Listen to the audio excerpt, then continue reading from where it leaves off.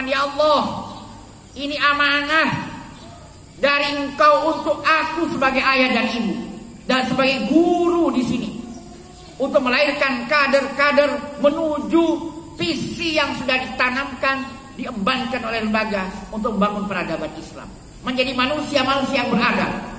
Ya, tolong ya Allah, tunjukkan hatinya supaya betul-betul mereka beradab terhadap ayah, beradab terhadap ibu, beradab terhadap guru, beradab terhadap siapa saja. Ya Allah, Engkau yang pegang nyawanya, Engkau yang pegang jiwanya, Engkau yang pegang pikirannya. Tolong ya Allah, rubah. Kalau ibu bangun setiap malam berdoa, insya Allah kamu. Makanya kalau ada orang yang kembali mengambil wakafnya karena sesuatu hal keduniaan, saya sangat sedih.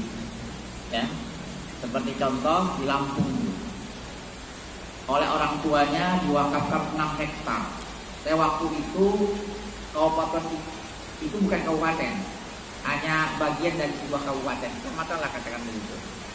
Ya, kemudian setelah pengembangan itu alam-alam semua, tidak menarik orang tinggal di situ. Ya, makanya diserahkan kepada pesantren. Kemudian setelah beberapa tahun kemudian tiba-tiba ada pengembangan wilayah, jadilah dia kabupaten. Kemudian di sekitar itu kira-kira setengah 1 kilo ada kantor bupati. Langsung harga tanah itu melonjak naik. Kemudian yang menyerahkan tanah bapaknya tadi dengan secari kertas tanda wakaf, ya, oleh keluarga anak-anaknya pura-pura dipinjam. Ya, saya mau pinjam, mau lihat ini. Nanti saya bantu urus tanah untuk sertifikatnya. Ternyata setelah lama-lama lupa. Nanti ingat setelah pesantren kita di Lampung itu dapat bantuan dari pemerintah berupa bangunan gedung. Syaratnya untuk mendapatkan itu harus ada sertifikat tanah. Untuk bikin sertifikat tanah harus ada data dasarnya, yaitu wakaf pertama dari orang tua. Setelah ditanyakan kepada ahli warisnya, ternyata dia katakan hilang. Bagaimana Pak kalau dibuat? Ulang lagi. Setelah dia ulang, Pak jangan 6 hektar ya, 2 hektar saja. Akhirnya jadi 2 hektar. DPT sampai turun tangan. Nah ini contohnya. Jadi kepada Bapak sekalian pengurus yayasan, segera kalau ada ada permasalahan tanah segera selesaikan. Saya diingatkan oleh lurah waktu saya juga di Palembang, katanya Pak Ustadz, jangan Pak Ustadz kerjakan tanah ini, membangun apa-apa di atasnya sebelum Ustadz menyelesaikan hitam di atas putih tanahnya. Nanti Ustadz dipalangin orang. Al-Manu juga ingatkan saya begitu. Mau segera urus itu tanah, ya. Kalau sudah ada hitam di atas putih, sudah ada surat paling dari tamat, sudah kamu senang bekerja. Alhamdulillah. Jadi yang bekerja sekarang dia, yang mewakafkan tadi luar biasa. Yang pertama ya hadisnya. Yang kedua, ilmu yang bermanfaat. Ini peranan di Bapak Ibu. Saya juga tidak tahu dulu. Saya masuk guru itu bukan karena saya kenal hadis, tidak.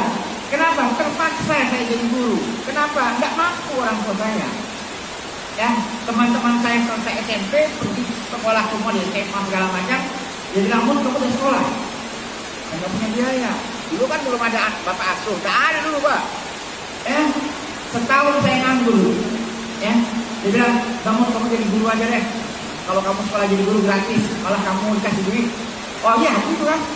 Tapi waktu itu guru Bu, aduh derajatnya rendah sekali. Guru itu TDC. Kenapa TDC?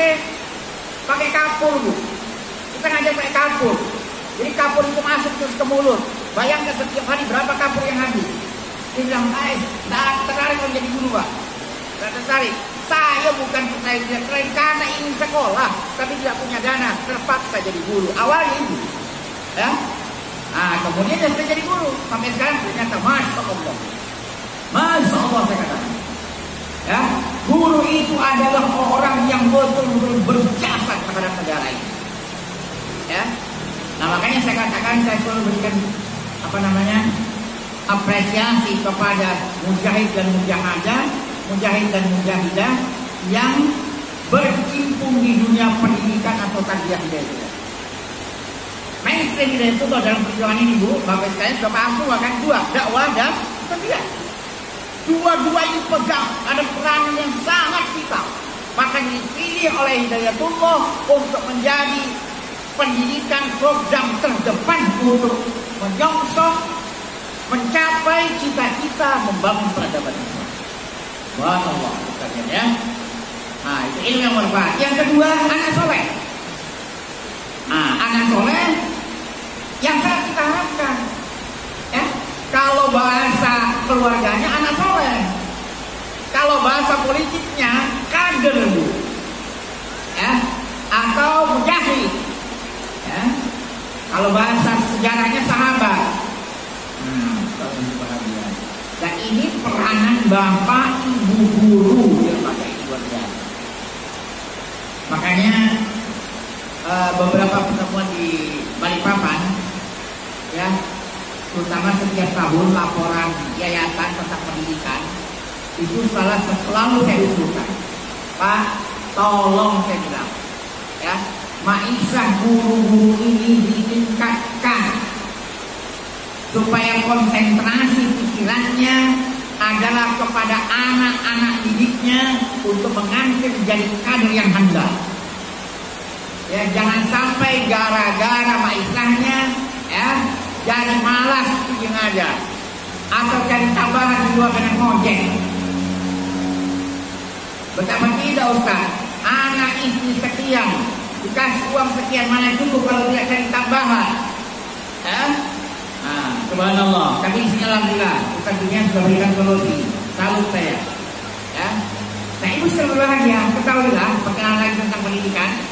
Kemudian setelah saya belajar 7 tahun 9 bulan, ya, 7 tahun 9 bulan saya belajar mengajar dan belajar di pesantren.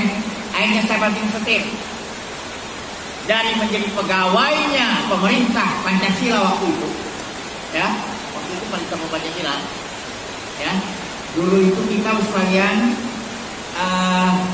kalau ada hal-hal yang bertentangan dengan Pancasila itu habis sudah.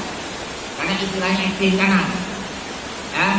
Orang Islam yang berniat untuk mendirikan waktu itu kan JII, mendirikan negara Islam, apalagi sekarang nama segala macam itu diberantas. Kalau ekstrem kiri jelas PKI.